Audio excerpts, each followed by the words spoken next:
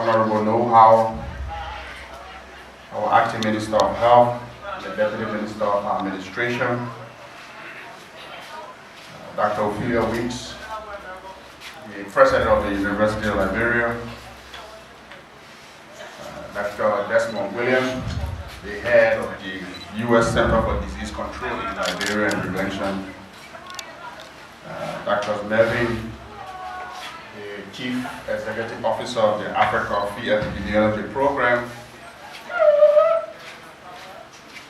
the officer in charge, the Office of the World Health Organization in Liberia, Dr. Musuka Fala, the chief organizer of this conference. Thank you for all the effort you put into this. Let me also use this time to recognize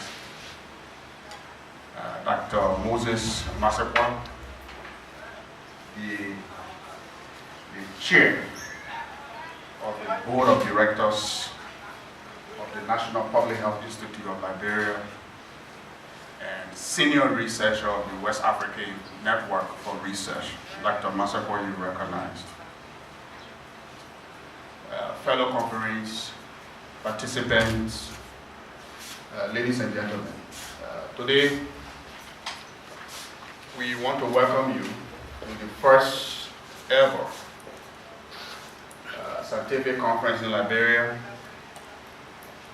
I can say for sure because I remember I've been around the health sector for the past 18 years.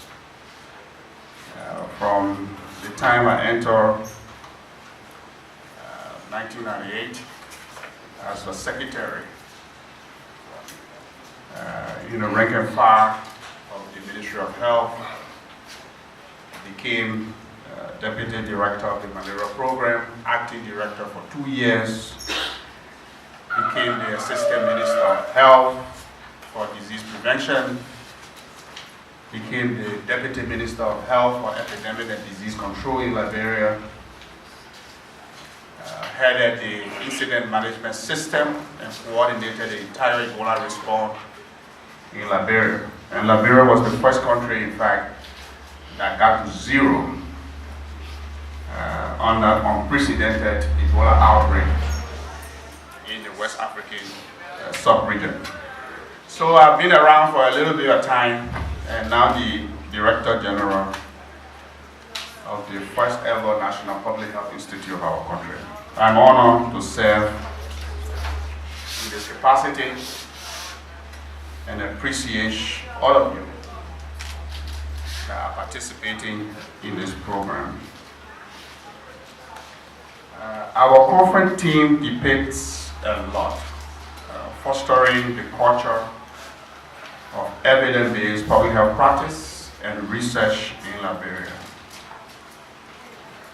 This was chosen deliberately to promote and showcase Liberian lead research and application of scientific information in building our healthcare system. Research is important.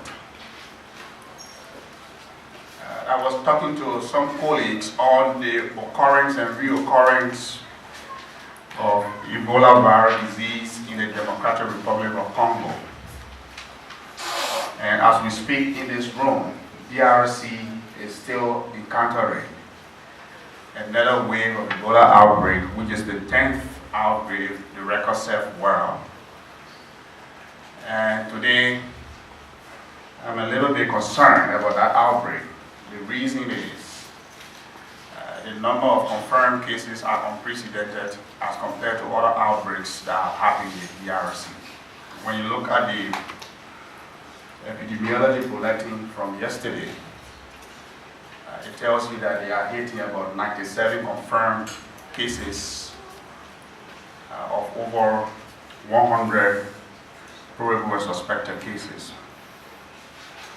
And one of the questions, research questions that we were able to answer in Liberia was to know the virus persistent in Ebola survivors. The literature was Ebola RNA was staying in the semen of a survivor for 90 days. That was the literature. When we encountered Ebola outbreak in the 2014, 2015, and 2016 Ebola situation we had here. But because of research, thanks to the WHO, CDC, and our Liberian scientists, we were able to dispute that theory and note that Ebola could survive more than 180 days in the semen. So the question is, why is DRC fixing consistent and persistent outbreaks? We need to know what's going on there. And some of the methodology, the research that we use here need to be told. So why now? Why are we having the first ever scientific conference in Liberia at this stage? The question is, and the answer is, Liberia suffered a devastating effect of Ebola outbreak, which cost the lives of thousands of our people, not 100, not 200, but approximately 5,000 Liberian citizens lost their life. And you know how tragic and gruesome that was for those of you who were around.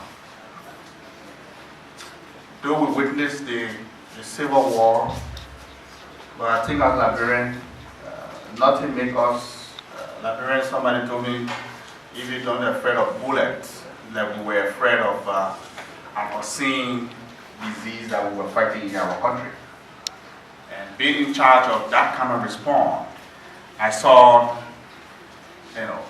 very terrifying things in this country, where people were laying there in the streets, dead.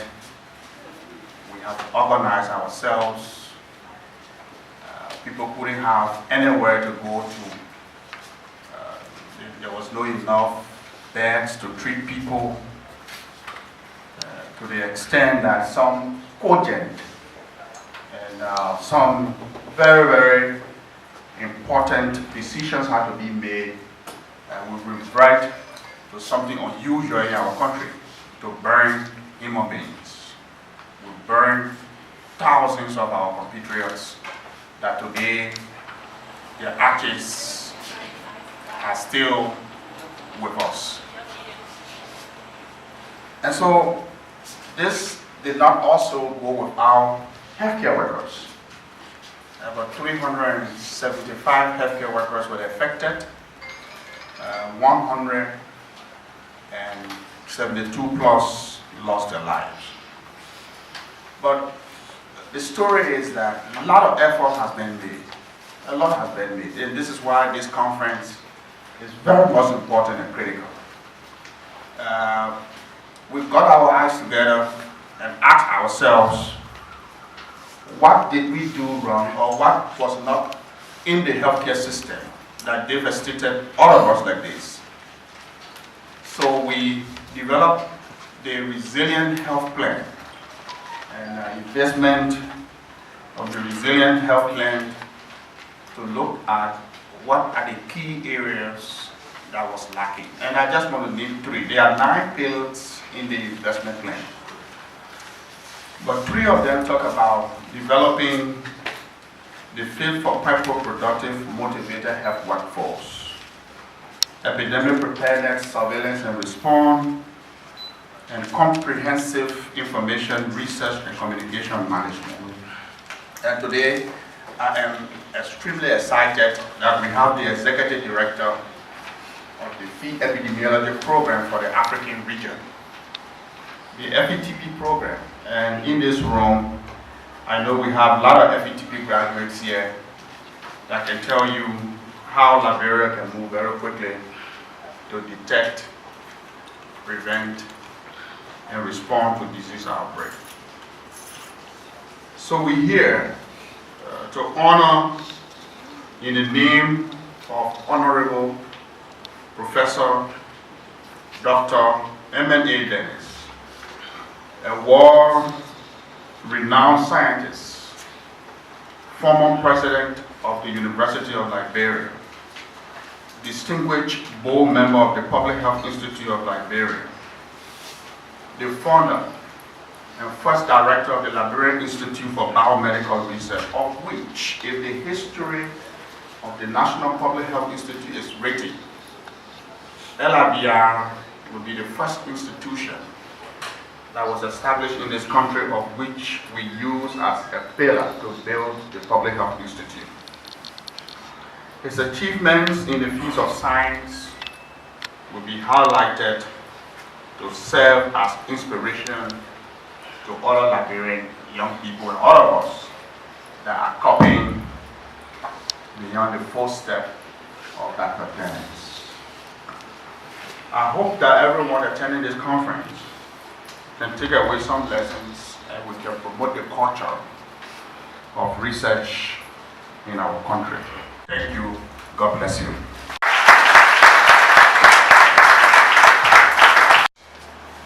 Professor Emeritus Emmet Dennis, very eloquent and hardworking Director General of the National Public Health Institute of Liberia, representatives of all regional bodies here present, faculty, graduates, residents of the Liberian Field Epidemiology Training Program, University of Liberia, and other institutions of learning in Liberia, public health partners, chief of which is the World Health Organization, CDC, very eminent partner and hand-in-glove support. Distinguished ladies and gentlemen, it gives me great pleasure to be here this morning. And on behalf of the board of the directors of the African Field Epidemiology Network, which we call AFENET, I sincerely want to congratulate the government and people of Liberia on this very important milestone. I would not reiterate the things that eloquent Director General has spoken and highlighted.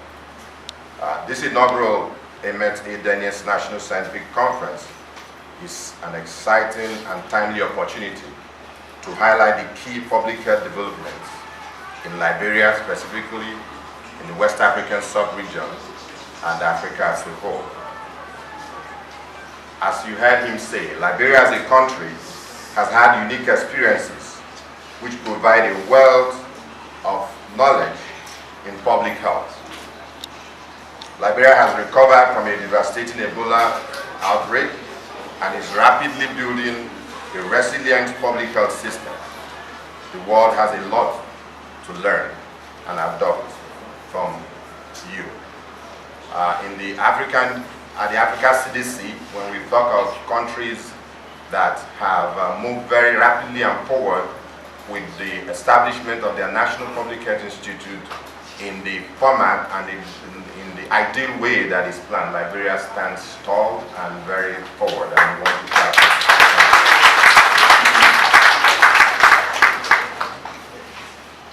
AFENET is very proud to be part of the Liberian journey and of recovery and rebuilding through the implementation of the Liberian Field Epidemiology Training Program. The Liberian Field Epidemiology Training Program, which began in 2015, has contributed to national, district and country surveillance officers, as well as other public health workers, developing new epidemiological skills and techniques for investigating diseases and other health-related events. As our director put it, working with the country to detect, to prevent, and to respond to disease outbreaks and other public health emergencies. We have worked very closely with the Ministry of Health, the National Public Health Institute of Liberia, Emory University, and our partner, I will say forever, the U.S. Centers for Disease Control and Prevention. The program has made remarkable gains in the last 3 years. The objectives of the Field Epidemiology Training Program include building capacity in the conduct of scientific studies and the documentation and dissemination of evidence to build knowledge in public health practice, including field outbreak investigations, surveillance system evaluation, and scientific communication. This is in line with the conference theme, fostering the culture of evidence-based public health practice and research in Liberia. AFENET member programs, which actually, as I speak, we have footprints in over 30 African countries. We started as 4, but now it's over 30 African countries that are part of this great effort with the constant support of the U.S. Centers for Disease Control. We have jointly trained over 2,000 public health professionals in the 2-year advanced program. And we have trained more than 3,000 public health officers in the short-term programs of the 3 months, which is the front line, and the intermediate, which is the 9 months program. These have greatly contributed to reducing the acute shortage of skilled field epidemiologists or manpower in Africa.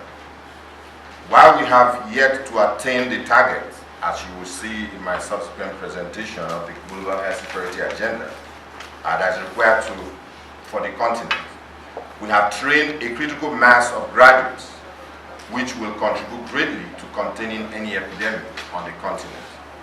And the current outbreak in DRC with these challenges, we're there, and like the director has mentioned, we have lessons to learn and apply from the things that happen here in Liberia. AFENET is deeply indebted to our esteemed partners, foremost of which is the U.S. Centers for Disease Control, the Ministries of Health, the National Public Health Institutes, our local universities, and in this place, the University of Liberia, for the support we have been given, as well as from our lead partner, the World Health Organization. You are indeed the strength behind AFENET's growth and impact in Africa. I want to sincerely thank the conference organizers for the time and effort put in making this first cut very deep. Once again, congratulations to the government and people of Liberia on this great milestone. We are looking forward to fruitful and thought-provoking discussions during the next 3 days to help drive public health policy and interventions using evidence in the country. Thank you very much. Officer in charge of WHO, Dr. Mesfin, and all the WHO colleagues here, Executive Director and good friend of mine from Ghana, Ades in Ghana, Chima, other international partners and implementing partners, distinguished guests, my US government colleagues. I want to start first of all by addressing Professor Dennis directly. You know you've made an impact when you have a conference named after you.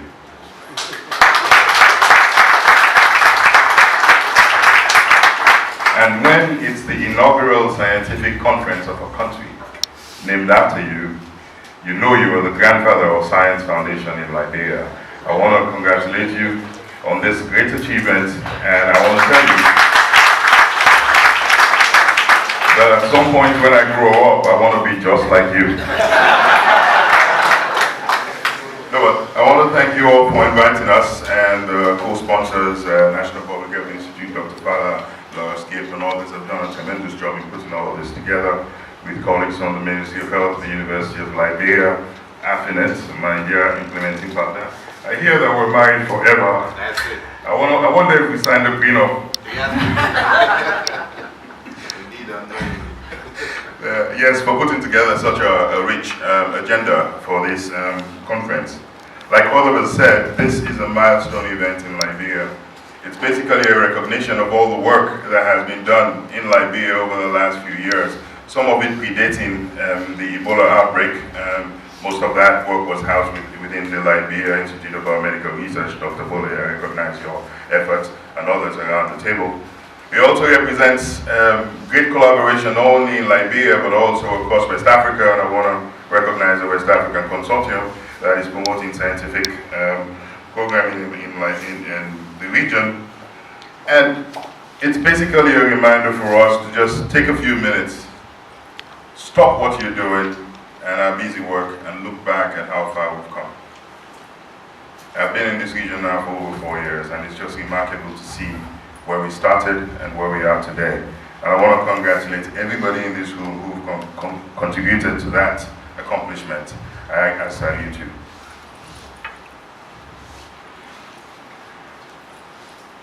For the US government, we are very proud to be a strong partner with the government of Liberia. Our team here in Liberia, headed by the US ambassador, sends our felicitations for them. Apologies for not being here, and congratulations on this auspicious occasion. But I also here want to say, on behalf of my other health team colleagues at the embassy, which includes the United States Department of Defense, the United States State Department, the United States USAID mission, and the Department of Health and Human Services, of which we have 3 agencies working here in Liberia: the National Institutes of Health, HASA, and CDC. We want to thank you for allowing us to be part of this journey with you. It is a journey. We've covered a lot of miles, but we still have a lot of miles ahead of us. There's still a lot of things that we need to do to get Liberia to where it is. Some of the work we've already done here in Liberia is now already in practice in DRC Congo. That's general. The vaccine studies that were done here on Ebola have provided the foundation on which vaccination programs are now being instituted at the DRC to help combat the current Ebola outbreak that they have there. The work we've done with the men's health screening program in screening survivors and learning about the natural history of the Ebola virus in the semen of survivors is now forming the foundation on which they are going to start building a similar program to the one we have here in Liberia to help protect their community from repeated and recurrent episodes of Ebola in DRC Congo. It's not just in DRC Congo. Some of the work that we've done have been extended to some of the work that we did to help combat Zika virus when it came out a few years ago. And there's so many other examples, some of which I'll talk about during the course of my talk this afternoon, but I'm sure others would also be mentioned in it. And all of this work would not have been possible without your collaboration and without the collaboration of our own implementing partners here in Liberia. So I want to take this opportunity again to congratulate you all for this great achievement and to say that we're here and we're ready to work with you to develop a strong foundation of science here in Liberia. We want to make it so that every decision is evidence-based on science. And we want to make sure that we pass on all this information and all this knowledge and experience to the next generation. We are slowly moving in, and as I said, when I grow up, I want to be like Professor Dennis. But by the time I get there, I hope that we would have been able to replicate ourselves in you, in your young minds. We hope we will inculcate the interest in scientific inquiry in you so that you can take the work that we've started here in Liberia forward. So with that said, I want to congratulate you and invite you to participate fully over the next 3 days in an engaging agenda of scientific discovery, most of which were done here in Liberia. And I want to thank all the presenters that are about to come and present their work to us. And I want to say thank you to the organizers for inviting us to join the team.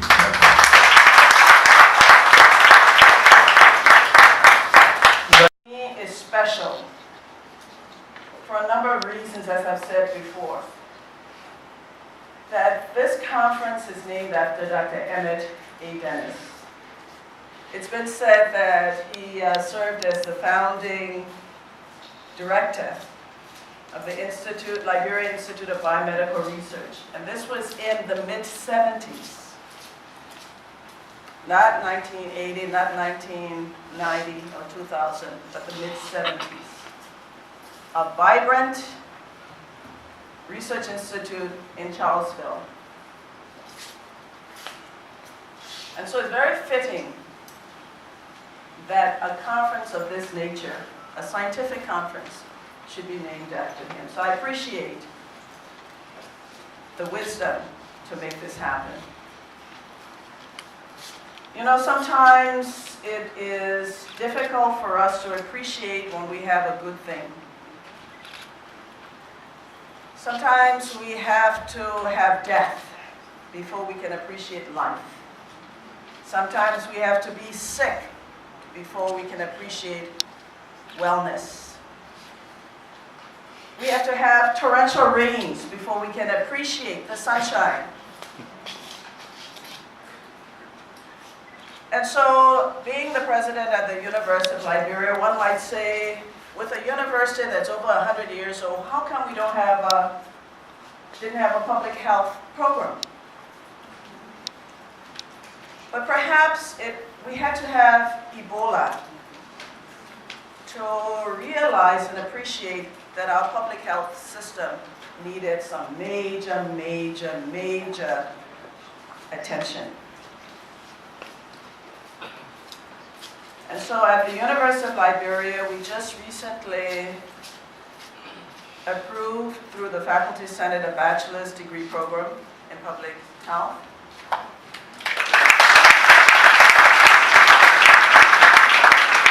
A master's degree program in public health. And hopefully this will lead to a school of public health.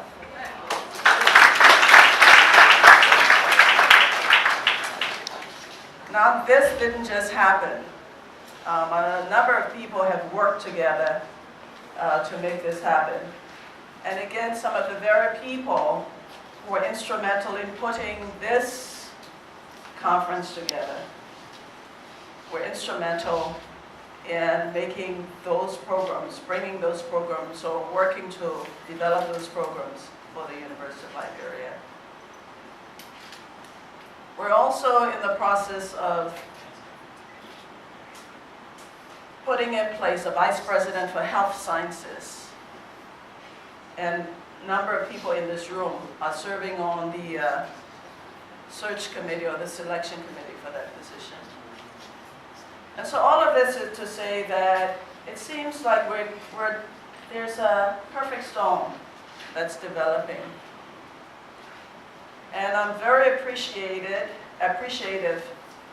that we have, my guesstimate just looking in this room, is that we probably have a little over 300 people in this room today. Probably a little bit more. But that tells me that there is an interest. And I hope that this interest, especially amongst the young people in this room, that this interest grows. That is, this interest is sustained.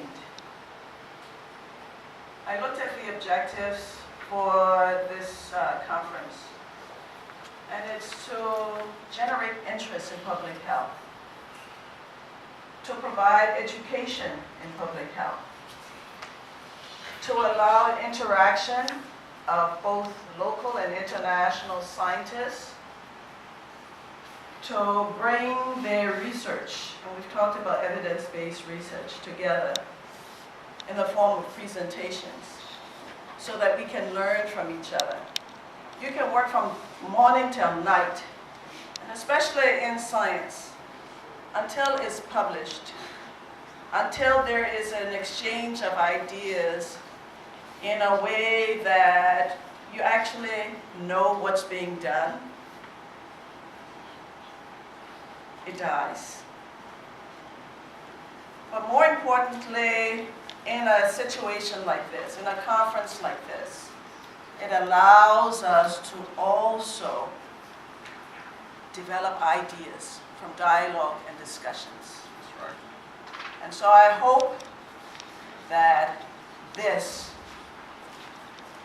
initiative, this inaugural conference, will be the continuation of a very vibrant, strong public health system in Liberia. And I thank our collaborators, our partners. Honorable Top on this one. Director General, I told him I like our friend's title better, Executive Director, National Public Health Institute, the Honorable, the Executive Director of the Field Epidemiological Network. I'm scared to call it last year. The Honorable, the Country Director of the World Health Organization. When I grow up, I want to be like Desmond Williams, Country Director of CDC.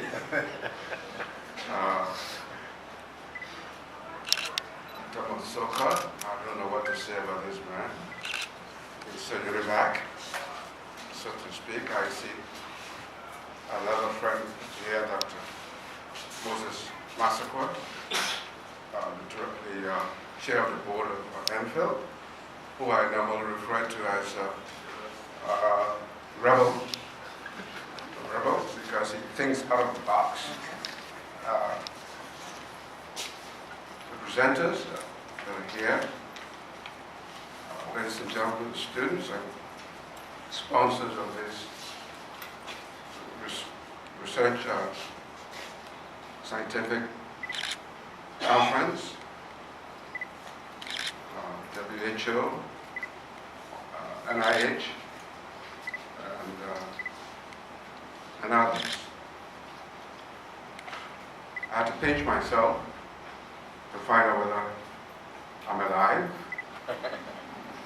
because about 2 years ago, the laboratory, the biochemistry laboratory at LIBR was named after me. There's my other friend here sitting down, the director of the Liberia Institute for Biomedical Research, Dr. Bullitt. And Dr. Bullitt was instrumental in having the biochemistry laboratory named in my honor. And a year ago, my alma mater, Congo University, named their College of Natural Science, the Emmet College of Natural Science. And now this, usually these things are post-mortem, but I'm happy I'm standing to see this. So that in 2016, I almost did, when Dr. Asoka Fala delivered the keynote address at the commencement ceremony of the College of Science and Technology of the University of Liberia, which was my final commencement as president. He promised to institute a scientific conference in my honor. This was perhaps the finest tribute I could get at the time, but thought that this would be impossible, given the volume of agendas being pursued in public health and biomedicine. So I forgot about it until I was sent an email that this was being planned. I'm so pleased that this conference is not happening as my postmortem.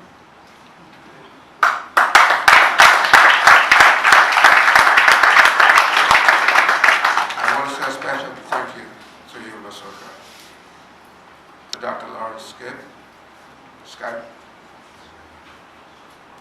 Dr. Nami Amo Ado, who interacted with me and kept me informed during the planning stage of the conference. As many of you know, Dr. Fala came to Liberia on the USAID competitive grant obtained by Indiana University, the University of Massachusetts Medical School, and the University of Liberia for the development of the life sciences at Europe. I was so very impressed with Dr. Fala's work that I said to him, "You're not going anywhere when this grant expires." Thanks to Prevail, National Institute of the National Institute of Public Health of Liberia, he is still here. Now let me express profoundest gratitude to Honorable Tom Onismo, Director General of the National Public Health Institute of Liberia, the Executive Director of the African Epidemiological Unit, a network, and of course my illustrious successor, Dr. Ophelia Weeks, of the University of Liberia, the Ministry of Health, CDC, WHO, NIH, who are co-sponsors of this conference. Honorable Minister, as the successful head of our Ebola epidemic abatement, has received international acclaim, of which we are all very proud. The rapid, substantial achievements of the National Public Health Institute under his direction and that of the board chair, Dr. Moses Massaquoi, have been astounding and relevant. Thank you.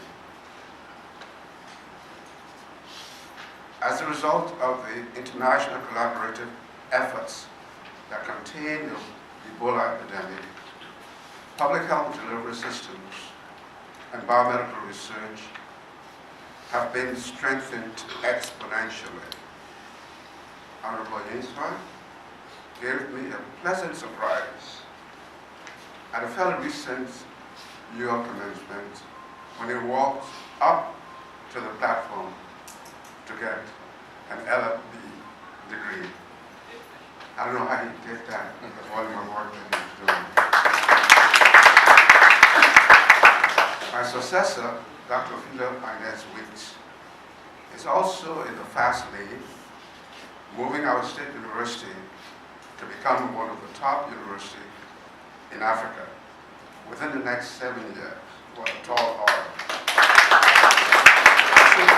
I'm so very pleased to have turned over the University of Liberia to such a qualified, dynamic, and innovative person for well-deserved promotion at UL, from being the Vice President for Academic Affairs to President, are exemplary of her commitment and academic excellence. And as Honorable Yinzwa said, she's not a Donald Trump. We build on predecessors. We don't destroy what predecessors have done. The director of LIBR did the same thing. Our did the same thing.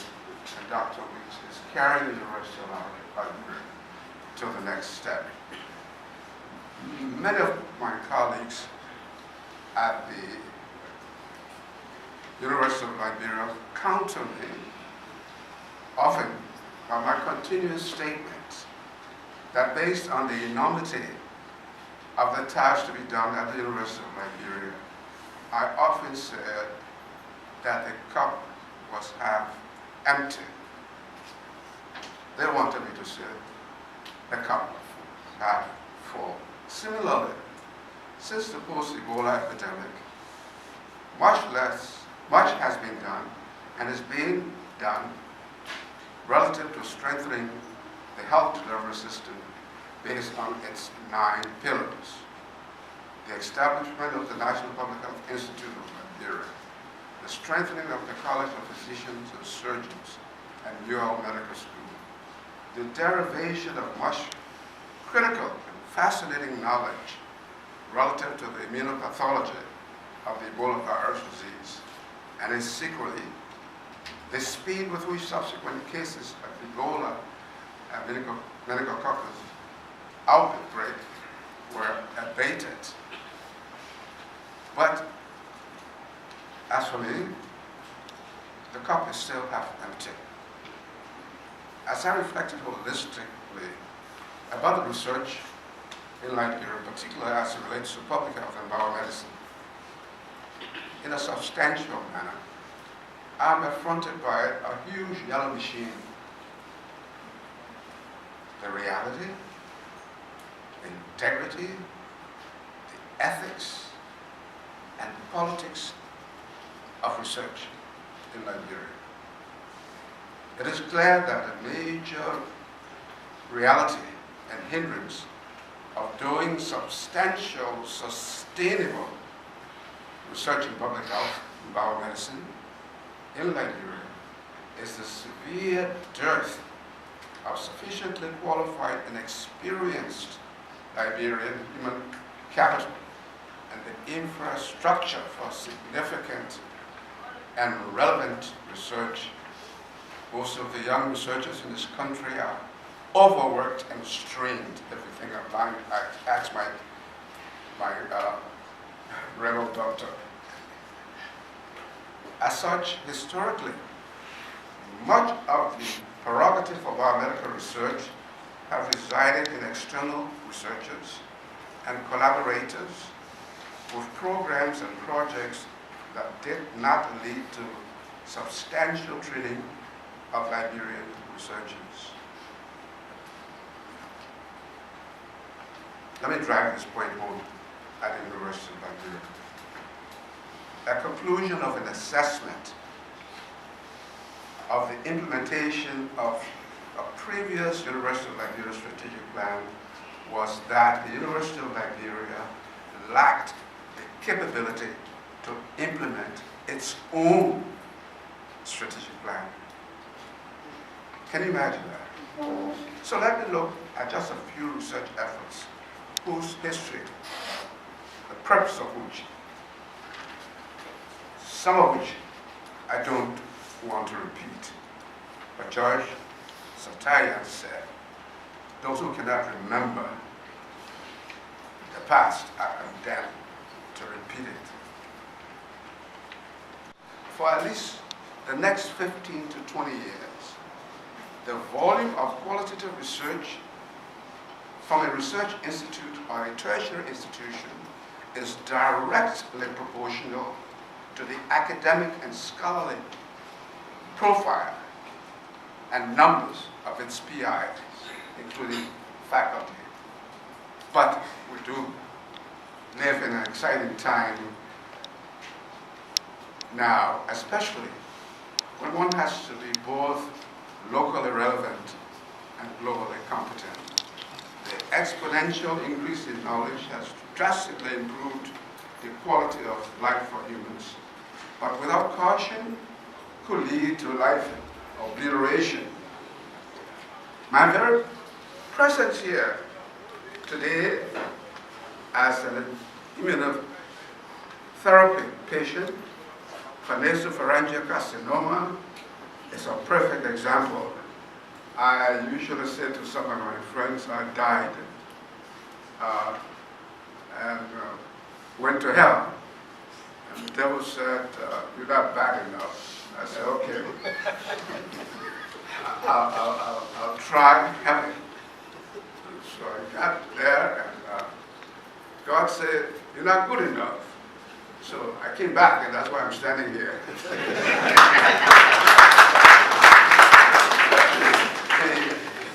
The computer chip has not only afforded an exponential growth in information technology, but it has altered numerous traditional behavior and concepts. With low radio wave, humans are walking around with their Bluetooth in their ear and talking as we used to see crazy people doing. Observation of behavior. But I mean, you wonder that each of us is now surrounded by a sea of radiation without knowledge of the long-term effect of that. The substantial knowledge gained from bioengineering, with all of its ramifications, including, but not limited to stem cell propagation for the generation of cloned organisms and replacement tissues and organs. Some of us think that we need new body parts. That's why I want to do that. The young Desmond, including biomedical, including genetic engineering, are evolving a double-edged sword, such as the production of virulent organisms from benign ones. And you take caution on this. This is very serious. The publication of the DNA structure by James Watson and Frank Francis Crick in 1953, followed by the development of the first recombinant DNA technique in 1970 by Hamilton Smith and Daniel Nathans, and then to crown these, the development of in the mid-80s of the polymerase chain reaction, PCR, for DNA amplification by Carrie Willis have revolutionized the biological status of humankind. PCR and the use of DNA technology are now the sine qua non of biomedical research. In forensic medicine, the techniques continue to make a difference between an innocent person becoming a convicted and releasing a convicted person who is in fact innocent. Finally, some conscientious member of this National Scientific Conference may be thinking that the sophistication of techniques might be sophistication with which techniques are growing or have grown is beyond our capabilities and training. Let me hasten to point out that Shakespeare did not use a word processor. And very few of us can go through college without reading his works. Albert Einstein never touched a supercomputer, didn't know anything about PCR, but his theory of relativity still remains the foundation of modern history. At the moment, for our post-conflict country, it is my conviction that the best available mechanism for developing relevant research for development is the long-term collaborative relationships that will build human and infrastructural capacity with emphasis on collaborative ethics and integrity. Thank you.